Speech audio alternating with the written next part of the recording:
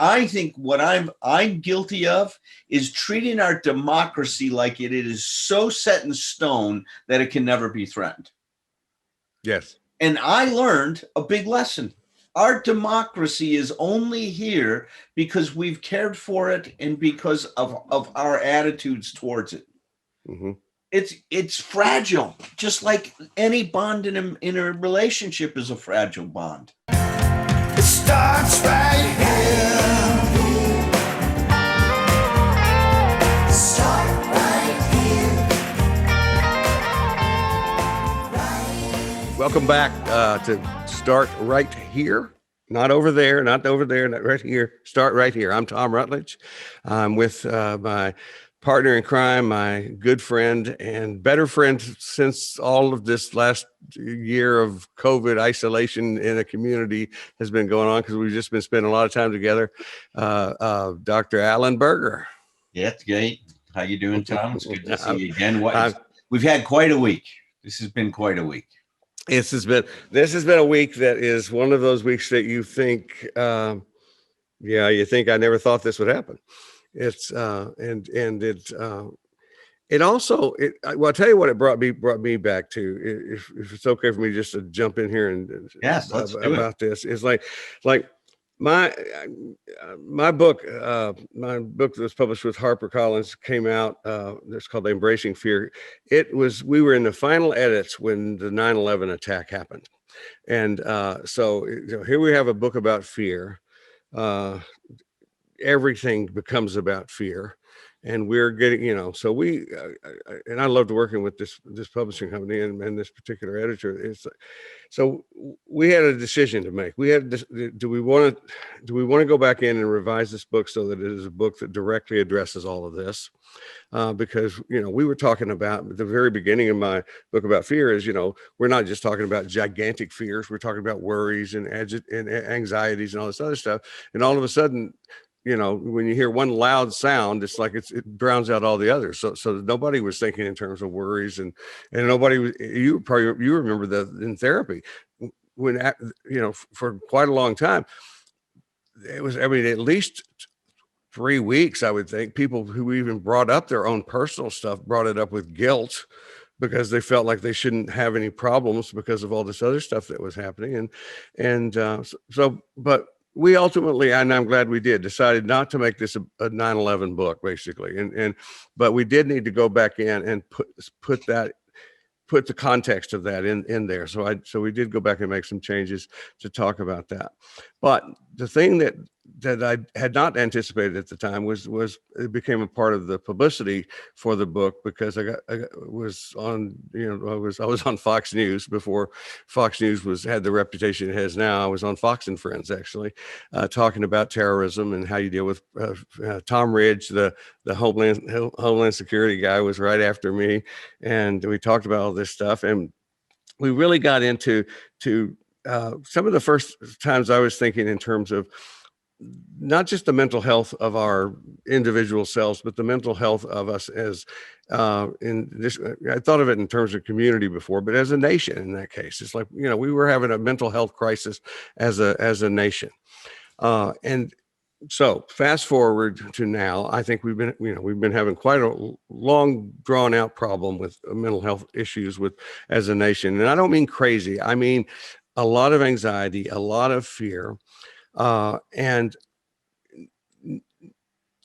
needing to understand what I guess the main thing I want to talk about is the very first part of my book, Embracing Fear. I talk about how important it is to tell the difference between healthy fear and neurotic fear. And we've touched on this with different language before, but it's because, and the language I use in the book is because healthy fear is our ally. It's not just something that's okay. It's like, no, this is a part of our inner guidance, when we have this. And so as we look back at this week, to catch back up where you were, we look back at this week and we watch what we watched in Washington, D.C., it's like, if people are afraid, when you're scared, when you see that, that's healthy.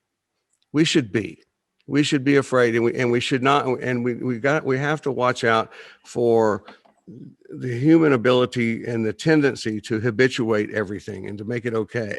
It's like, it's not okay. We need to be, this is just like having, if we were likening it to a family, it's like, and I'm not talking about just individuals, but just the whole system. It's like having, an out of control addict or bipolar person in the family, and everybody is just adjusting around it, and nobody's going to do anything about it. And everybody says, let's just try to be as quiet as we can and maybe it'll get better, and I think we're past that place as a nation. But I also want to be sure that we keep, I think, bringing it up and mentioning it to the idea that the healthy fear is a wake up call for us. We need to listen to that. And it's like, the neurotic fear is something we don't want to be in charge of us. We want it, that will stop us. Healthy fear will propel us forward. That made a little bit more sense in my head before I said it, but did that make sense? A lot of sense. Yeah. Okay. Look, the distinction I make, which is along the same lines that you're making, is look, fear is when there is an actual threat in reality. Yeah. So right now, we have not experienced a threat to our democracy as great as we've recently experienced. I mean, that's the bottom line. That's the very fabric of our country. And what I love about this country is our democracy.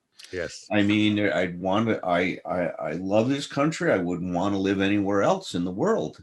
And I saw it being incredibly threatened. I saw things that you would have never imagined happening on our streets and in our capital.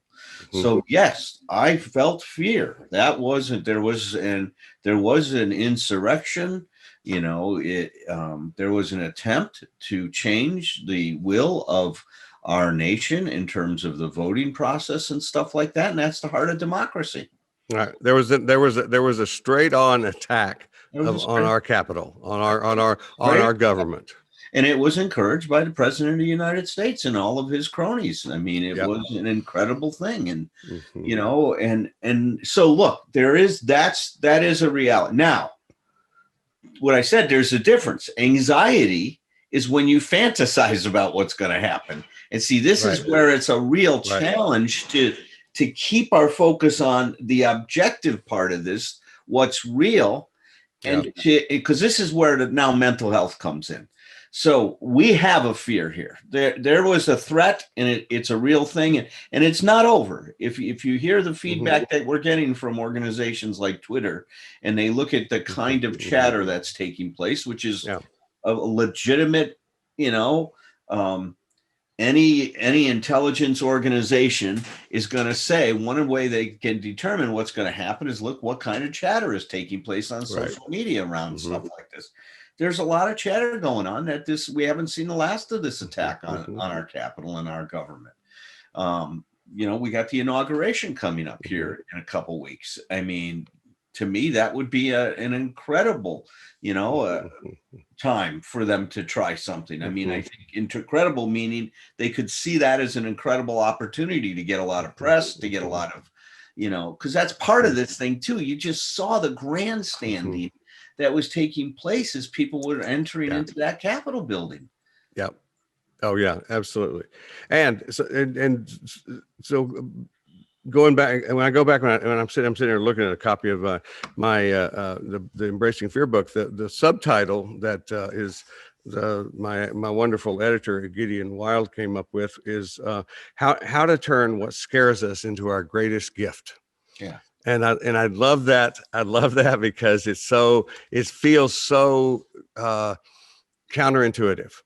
Yeah. But it is absolutely, fear can bring us to that great gift. And because it brings us to not only, I mean, in the moment it's action, but I think what we're dealing with now is a place of awakening. Yes. And the thing I wrote recently and put out here and there is there's several versions of it now that I've written, but it's like it just begins by our resolution as a nation needs to be that we need to promise ourselves and each other that we're never going to let our government operate unsupervised again.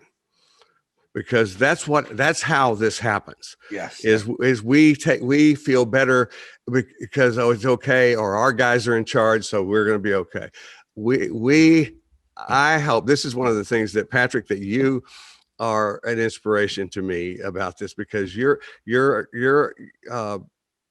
clarity about your anxiety about this stuff is so much a part of my enlightenment about it too. Is the idea is like, yes, and it's not that not that Alan and we're not done. We're old, but we ain't that old.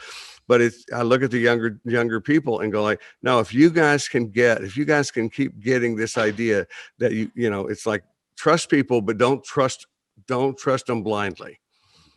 And that means your own people too, not just the other side. I'm very interested. The gift that your fear gives you, is it that clarity? Is clarity the gift? I think there's lots of things. I think it gives you the gift of that. It also gives you the gift of courage, because the idea is that we have a choice when we feel fear, and we can. Even with a healthy fear, even with a fear that is factual, we can cycle back into that neurotic fear that Alan's describing. And just, one of the reasons I wrote about fear is the same reason I wrote about self-forgiveness and should monsters in our heads, because these were problems that have been problems in my life. I grew up as I realized in therapy, I was a frightened man. I was a frightened little boy. I lived from fear. And so the idea is, I want to be aware of my fear. Fear is not a bad thing. It's a good thing, but it's like, I can choose courage. And see, I really came down to understanding after spending the time writing this book. And I think it's one of those things, Alan, you get this too. It's like, you spend as much time as you do with a subject writing a book. Some of the best stuff you have about it is not in the book because you thought of it afterwards. Yeah, that's right. Because you spent the time. Let me say something about the gift part of this, because I think it's such an important thing. So look, one of the gifts is that you get grounded when you confront a situation like with 9/11. One of the things we realized was that it was naive to think that someone could hijack a plane and not use it as a weapon. It was done in World War II, the kamikazes, right? Mm-hmm. And that was a mind blower, because you weren't supposed to get in a plane and deliberately crash it into a ship as a weapon and turn it into a missile, essentially, mm-hmm. right?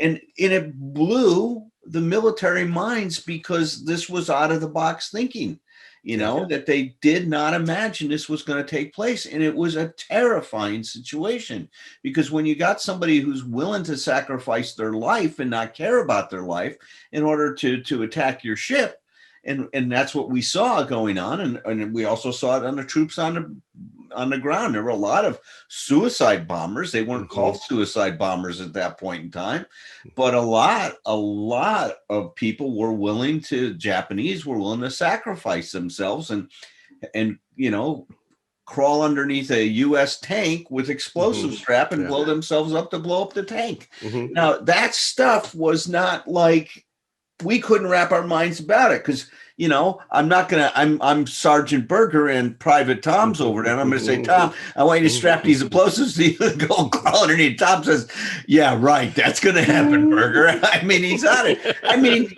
our mentality won't let us wrap our heads around that kind of a thing, but that doesn't mean people aren't going to do it. Okay, but go back, don't. I'm with you all that. Go back to the grounded part, though, because the grounded part is, so here's the grounded part. So what we learned here is that I think what I'm guilty of is treating our democracy like it is so set in stone that it can never be threatened. Yes. And I learned a big lesson. Our democracy is only here because we've cared for it and because of our attitudes towards it. Mm-hmm. It's fragile, just like any bond in a relationship is a fragile bond. Mm-hmm. And we have a fragile bond to that, much more fragile than I've ever imagined. Right. And in terms of, Patrick, back to what you're saying, I think we've also, through this election, I think we've seen, I mean, I just pardon the metaphor. I'm not trying to make light of any of this, but I just watched my Titans football team lose a very close game. It's like, we really pulled this one out.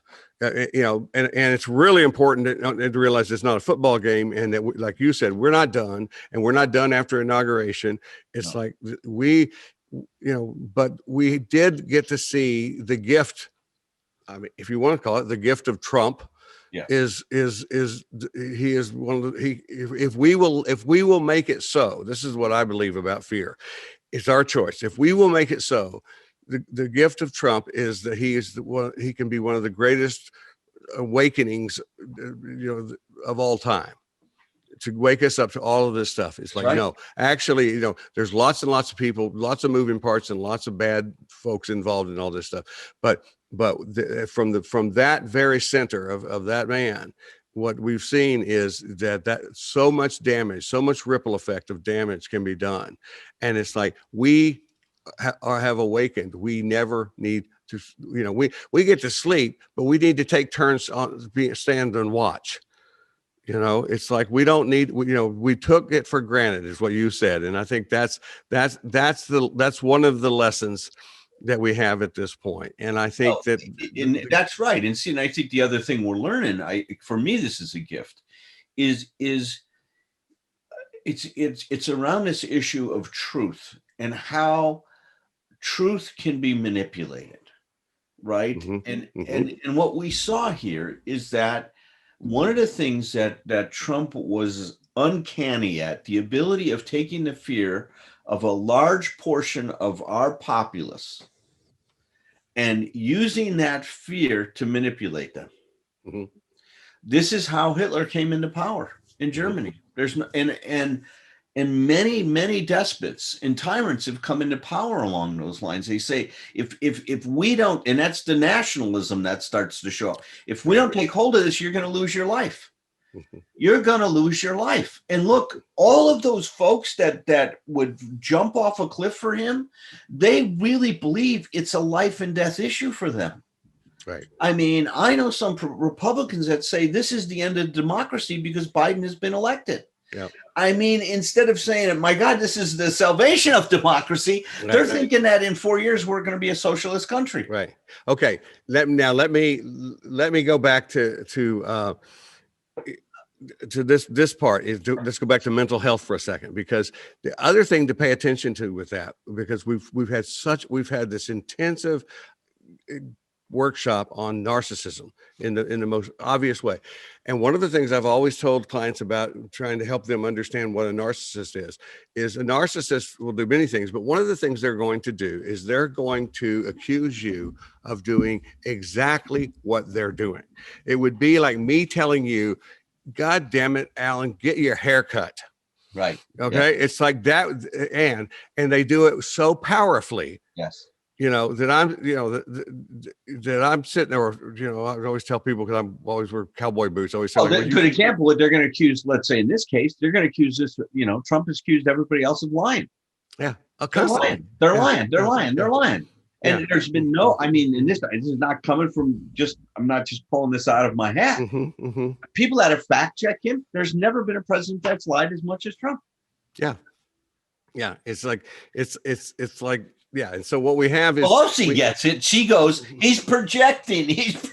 I know. I mean, Pelosi understands the psychology of that dynamic very well, man. Well, and there are offshoots to this conversation that I think you and I, because the subtitle you came up with for this thing is that the conversation is about what matters most, is I think we have a puzzle here.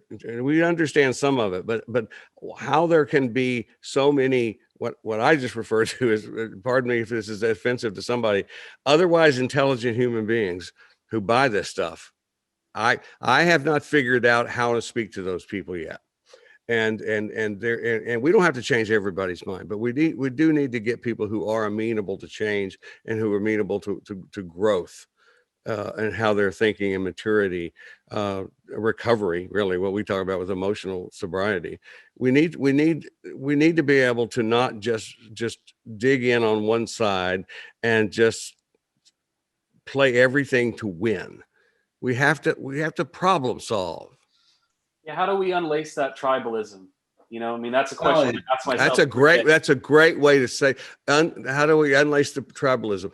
I think what we need to, okay, the fear should point us. Okay, we're going to stick to fear as a gift. The fear should point us to the right questions. And that's a beautiful question. It's like there's no just one answer. And one of the things you can know you're in the wrong conversation if everybody just has the answer and we're arguing about which one's right. Yeah. It's like we have to have this conversation, and those questions are just tools that take us toward more understanding. The way we start with that is I write that question down. Look, absolutely. What we're talking about here is a difficult process because, look, let me use this analogy for a minute. Okay. I don't think it's too far stressed or too far stretched. I mean, so you take someone who's been involved in a cult, and that this cult leader has been able to help people or convince people, influence people to believe a whole set of reality that has nothing to do with reality. Right. And if a family member goes ahead and is able to rescue a person from that cult before, let's say, they drink Kool-Aid or what. Now you got to understand that guy that took his following down to Mexico convinced them all that they'd be better off to kill themselves, and they followed his direction. Yep. Now that level of obedience to where you're willing to drink Kool-Aid and give it to your kid that's poisoned and watch your child die. I mean, think about that for a minute. That's like to that. It's analogous to our current. It's very analogous because look, and these people really believed what they were being told, and this is the dilemma. See, what they think that is the threat out there in the world, right, twists everything around 100%. And it gives that person, in this case, the cult leader, so much power to manipulate their fear. They're stealing the election from you. They're stealing the country. They're stealing your democracy. I mean, and these people are patriotic, right? Right. You're taking away from me what is my God-given right. Right. See, that's how it gets wired in there.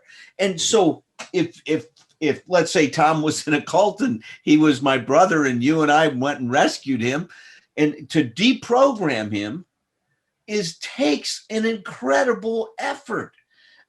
I mean, we're not talking about deprogramming one person. We're talking about deprogramming 70 million people. I mean, how do we do that?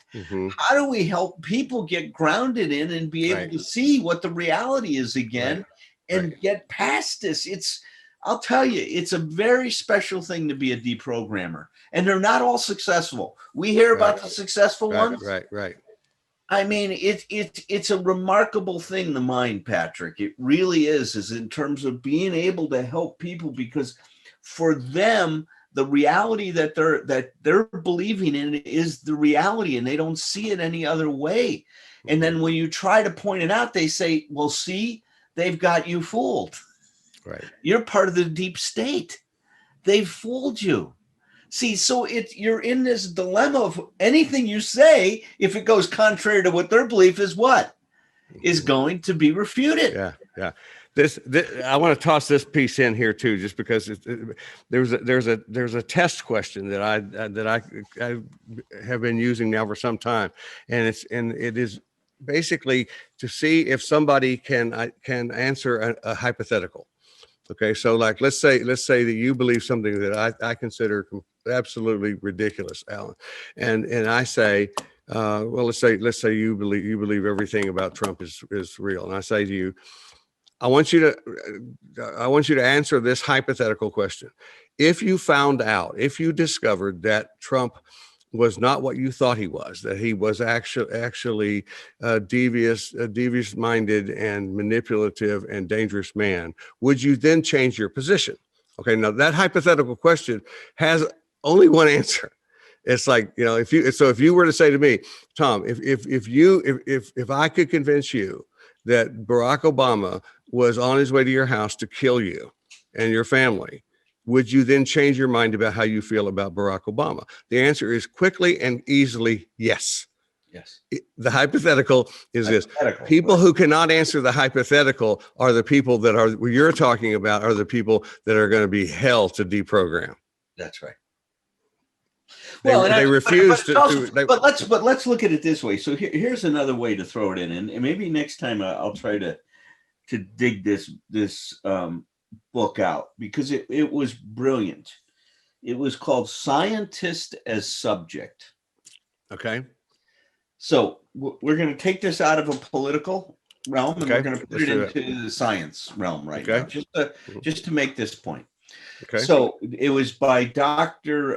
Mahoney. I can't remember his first name right now. Maybe it'll come to me as we go on. So what he did is he looked at science, because we all hold science as being this approach to life as being objectively based. We would all say scientists are based on fact and object. And he says we couldn't be more wrong than to think that way. He says scientists are susceptible to the same forces as anybody else is. And he starts with saying, when people believed the earth was flat, and this was a worldwide global view, people would be they wouldn't have said global. Well, they wouldn't have said global. But based on their perception of, they would say this is just flat out the truth. It's a flat earth. It's a flat out truth. Okay. No pun intended, right? So people that would have a different opinion would be jailed and killed. See, there's something about what happens and what his position was. And this guy, Thomas Kuhn, talked about the structure of scientific revolutions, right? He says what happens is once a paradigm takes place and it's widely accepted, for that paradigm to be changed, it has to go through a crisis. Yeah. And there has to be so much evidence that says this is not true that there's no way you can hold on to it. Because early on, when the evidence comes in, let's say for us, I'm not scientific enough to understand a biological theoretical construct that we can use with this. But what he said is that early on, when some research, some studies don't go according to the way they should go based on the theory, people just say, oh, they ignore it. They ignore what Tom was calling the information that doesn't fit with the current paradigm, right? So they say, oh, that's an anomaly. The study wasn't done well. They're just like now. People are saying that it was Antifa. They were dressed up in Trump outfits because they don't want to accept, because it would put them into this cognitive dissonance that just Tom was talking about. If they say, no, these were Trump people that were threatening your democracy, not other people. These were Trump. But no, we'll have to make them what we think is the threat. And that's the radical left, right? So they were all dressed up. And as Trump, they paraded themselves as Trump, and they were really Antifa. Now, that's what's going on now, because, see, that paradigm is being challenged. See, and that's what Tom was saying. The hypothetical is now they're starting to get some reality to this. Hey, wait a minute. Maybe you've been fooled. Maybe this guy's just about his power. He's not really interested in your freedom, because he was just telling you he was really the greatest threat to your freedom that we've ever had. Right. See, and that takes so much evidence and so much truth to change that paradigm. It's incredible. Okay, so now I have no idea how this podcast is going to come off when somebody's listening to it, but it's like, because it's all over the place, but every bit of it seems important to me. And one of the things you said is very much, I'm going to come back to our world for a moment. And that is and not just addiction, but addiction is the simplest one to track. But none of us, we don't get into recovery because we think it's a good idea. We get into recovery because we have crisis and big crisis. And it's like, and many of us have crisis after crisis after crisis, and it still doesn't take. And then and some people have crisis until it fucking kills them, and they never make it. And it's like, and some people have a crisis, they get in, and then they forget it and they go back. It's like, if we apply what we understand as mental health professionals, this is the awakening. What happens with recovery is the awakening is there. And then what do? It doesn't have to be 12-step, but you and I we're all focused in 12. We make a daily practice of something that is going to keep us in our awakening, to not drift back off to sleep, not hit the snooze button, not go back to sleep. I personally, I'm not trying to make this more complicated. I personally thought George W. Bush was our bottom. I thought we had hit the bottom, and I thought we were on our way back up. Massive relapse. It's like in this. So I think one of the things we need to realize is those paradigm shifts that you're talking about. And I wrote Thomas Kuhn's, I wrote that down, Mahoney, scientists as subject. I want to check this stuff out too, because it is paradigm shift that we need. Yeah. It is, we're not going to be able to shift all the way to, it's not reasonable, in my opinion, to shift to John Lennon's lyrics of Imagine, right. But those are a wonderful meditation as far as I'm concerned. No countries, no religion. It's like, and the one line in it that I think is ridiculous is, it's easy if you try. It's like, it's not easy. It's like, but we do have to understand, and we go back. This comes back to the fear thing too, Patrick, about where are the lessons. The gift is waking us up, realizing it's time for us to step up, be courageous, be awake, and realize this is not something we just fix one time. This is what we learn about recovery. This is something we begin a change that is going to be a change process for the rest of our lives. That not one of us who are in this process could have possibly predicted exactly who we are today when we started this. It's like, we need that for our nation, for our world, as outlandish as that may sound. That it's not a paradigm shift, it's paradigm shifts. Yes. In the plural that we need. That's right. And so I in this conversation, I'm going to say one of the gifts I'm getting from this is it is being in and continuing to be in this conversation with you two and with other people about this, and to work on communicating with other human beings about how to solve problems rather than who the fuck is right and who the fuck is wrong. Yeah. That we have to, that's where right. We got to go. As soon as we get polarized on that, but and look at this is where it becomes a challenge, because what might be important to you may not be as important to me in terms of security. Value systems, our value. Yeah. Talk about a value clarifications experience. Mm-hmm. I mean, I know some people that were so supportive of Trump because of his impact on the economy and lessening our dependence on nations like China in terms of production and stuff like that. Now, personally, I think that we make ourselves vulnerable when we become too dependent on other countries.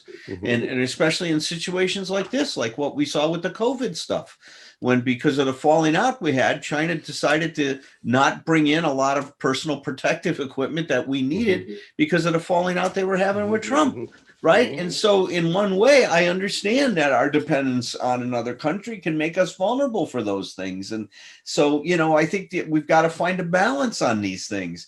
But my point is, I don't want to get lost in the details of this, is my point is that what's going to make you feel secure may not make me feel secure. Right. And that becomes a big challenge here, because a lot of this stuff, what Freud knew what he was talking about when he said religion is the opiate for the masses. Now, why did he say that?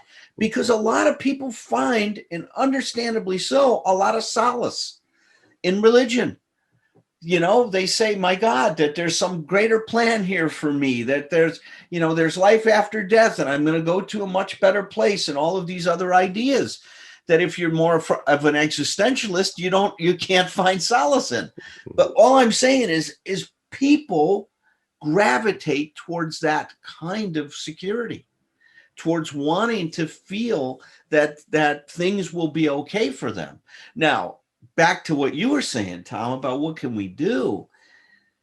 Boy, it's a challenge, but I do think that there is something when you say, and I'm paraphrasing what you said, is that when we talk about raising people's level of consciousness, making people more aware of these kinds of issues, is that what are the forces driving me? What makes something important? And do I really get security by things out there, or do I have to think about security in a different kind of a way? That's the dialogue you and I have been trying to help with people, is that no matter what happens out there, you can be afraid, but you can still feel secure. Now, I learned that from the United States Marine Corps, believe it or not. They showed me that I could be in a situation that is life-threatening. There's real danger. There's bullets going over my head. And if I stay focused on what I can influence, I give myself the best chance of surviving in a situation like that. Now, that doesn't mean I'm in total control of the situation, because I'm not. You just told the way the Marines do the Serenity Prayer, and it's right. Absolutely, it's the most powerful thing. It's like there is no ultimate safety. I mean, that's one of the things that there isn't any. That's a problem. And I think that's where people get hung up, Tom. They think they're going to, that's the thing about healthy fear and unhealthy fear. The idea that I'm going to be without fear. It's like, no, you're not. Not if you're paying attention. That's right. We need to listen. Yes, Patrick. For my own benefit, and hopefully some of the listeners, is on one of these days where it feels like the world's ending, how do you take care of yourselves? Well, for me, it comes, and I sometimes think this may just be a matter of age too, that it is easier to do at this age than it would be at yours. In my life, it really has come down to self-respect and integrity. It's like, I as simplistic as I can make it is all kinds of shit can happen. And one day I'm not going to survive one day I won't survive that day. And what I want to be sure that I'm doing it every day of my life, being the best version of myself that I can be. And the only way I can do that on the day that I die is to be sure I do it every day. And it's like, I bring it back to me. How do I feel about being me? How do I feel about how I'm treating my wife? How do I feel about I have a friend who's just been diagnosed with cancer, and it's one of the reasons I ended up email to you guys recently, just adding, I love you, I love you guys, because those things are completely connected to my answer to that question. It's like, who am I? How am I doing with being me? I'm a hell of a lot better human being than I was. And to me, that's where I want to land in the midst of all the uncertainty, because the other shit is, uncertain. Yeah.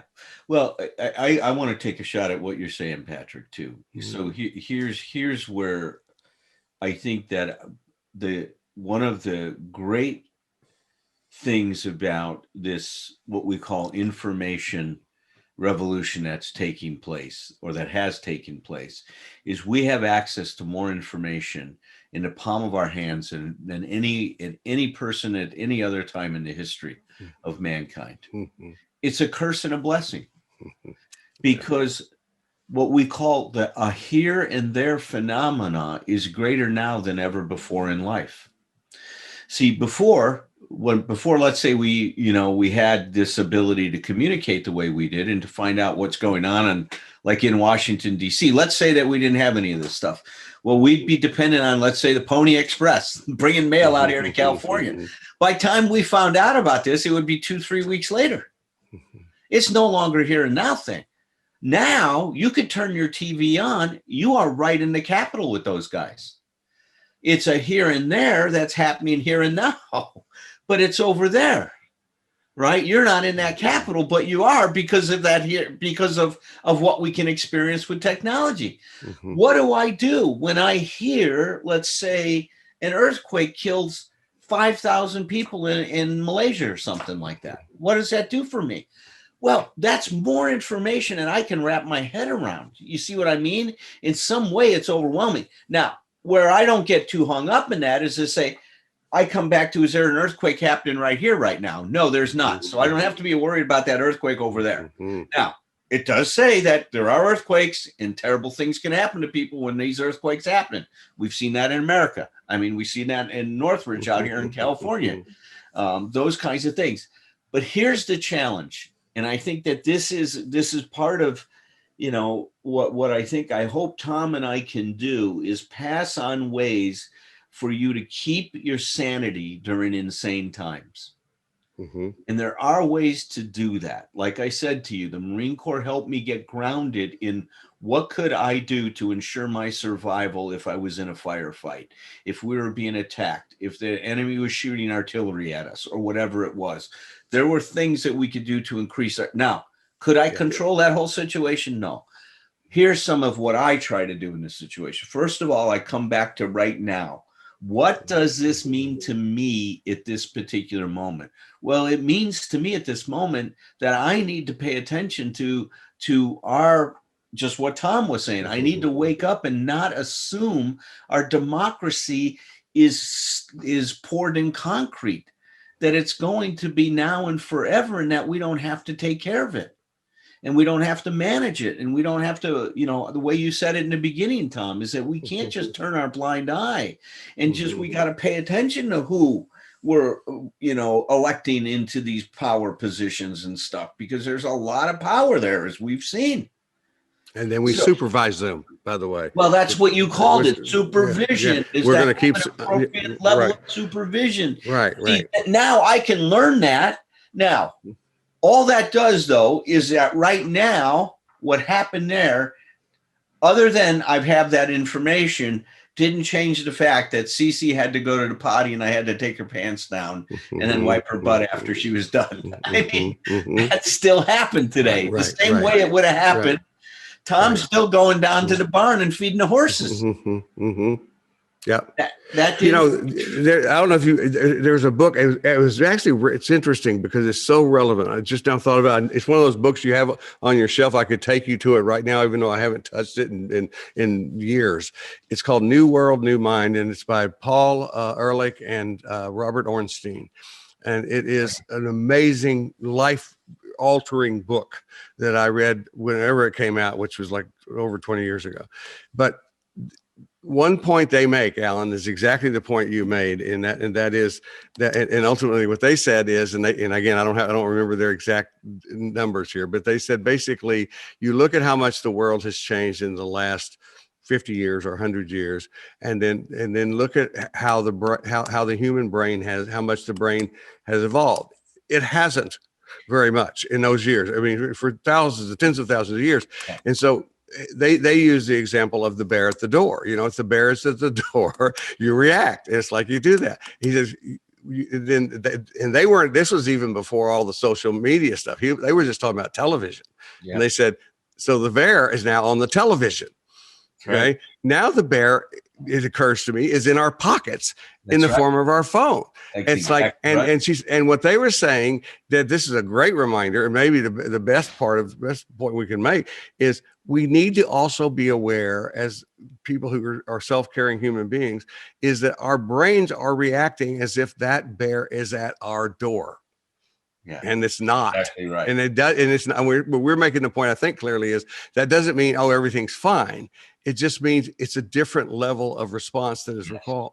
And one of the things I said to you to text not long ago, Patrick, was, and I think this is probably true for you, I think this is something that, and I don't mean this as an insult, that I think we have in common, is that when I can take something like this, it's something that's going on, it's freaky and weird and hard and scary, and I can turn it into something I can write about, it makes me feel so much better.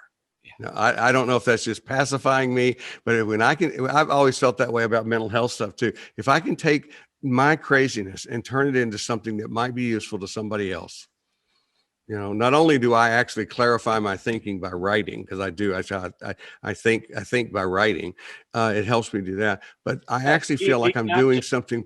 Being in action, you know. Yeah. Well, and it feels like, and it also with writing, it feels like I'm doing something that is productive and potentially useful and helpful. And so that and that to me fits back into what Alan's talking about with groundedness. That is just now, I never thought about it in that way, but writing grounds me. That's right. Writing is a powerful grounding thing. And you know, look at, and you're right. They said that it was with the TV, and like you said, Tom, it's in our pocket now. More information, there's a bear in my pocket, and more information that was on the TV, because back then there was just what, 8 channels or 6 channels. I mean, I don't know how many channels are on my cable TV now. Yeah. But I mean, it goes up to 900 or something like that. When we were kids, we wait for Walter Cronkite or Huntley and Brinkley to bring us the news for an hour every night. Everybody gathered, watched that. That's it. That's all you had. Now you've got a streaming, you know, your news is coming to you every minute if you want it. And so we bring in this, what this Ornstein and Ehrlich are saying is, our brains are way overactivated. They are way. Look at, so the American Psychological Association, and I want to keep this discussion going on one more week. So we'll kind of wrap it now and have a part 2 of it. And we should wrap. I think we should solve all this in another week. Well, I think by the next week we'll have the answers to all of this. But you know, look at what the American Psychological Association has come out recommending is limit your exposure. Start limiting your exposure. Once you hear what's going on, stop at that point in time. Don't continue, you know, feeding yourself that information. Once you have the information, let yourself stop. Come back a day or so later or later on in that day, but don't continue to just sit there and get inundated with it. So that's one of the things that they're recommending, is that we need to start to filter what we're exposing ourselves to, because it's not being done automatically anymore. Like Tom said, boy, we waited till the 6 o'clock news with Walter Cronkite, right? That's when we got the news. No, not anymore.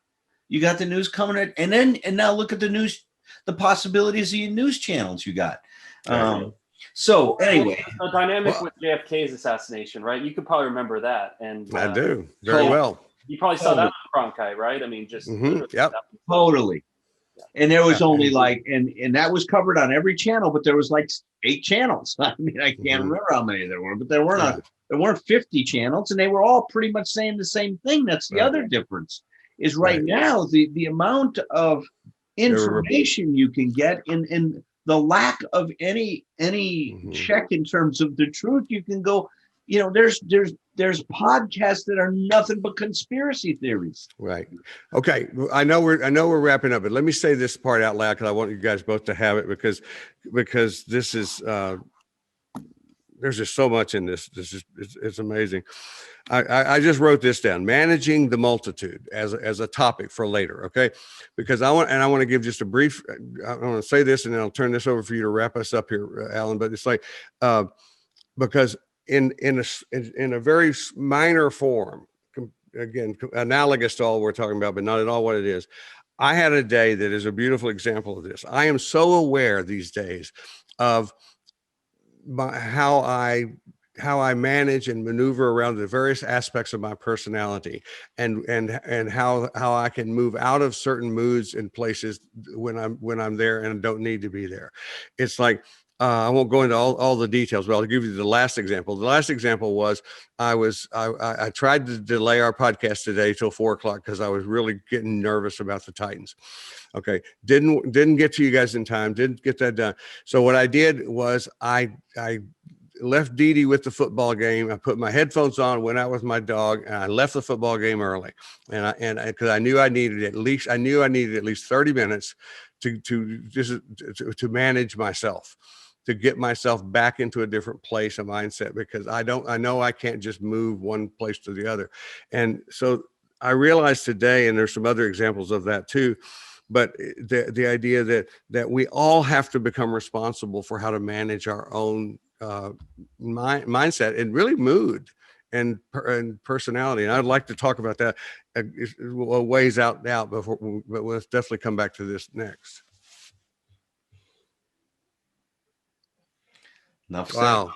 Enough said. That was the final word. This is like the final word that comes on after the Rachel Maddow show. Lawrence O'Donnell. I love him. You had the final word today, Tom. Did you know that he wrote for what was the Martin Sheen president show? West Wing. Do you know that Lawrence O'Donnell wrote for that show? I can imagine. He's quite bright, and he knows what goes on in the halls. Hey, let's get Lawrence O'Donnell on our show. I'd love it. All right, let's do it. Love it. Why not fight him? I mean, let's do it. Well, let's do it because I'm sure he can contribute to this conversation and help us be a little bit more sane. Okay. What's the name of the? You said it was the Psychiatric Journal. Had the article. American Psychological Association is. I'll bring it in next week, and I'll try to find my books on the Scientist is Subject. I love that book. That book meant so much to me when I read it. It was incredible. I think it was, I want to say Robert Mahoney, but I'm not so sure that was his first name.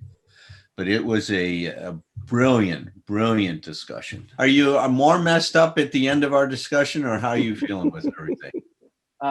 No, I feel a little bit better. And,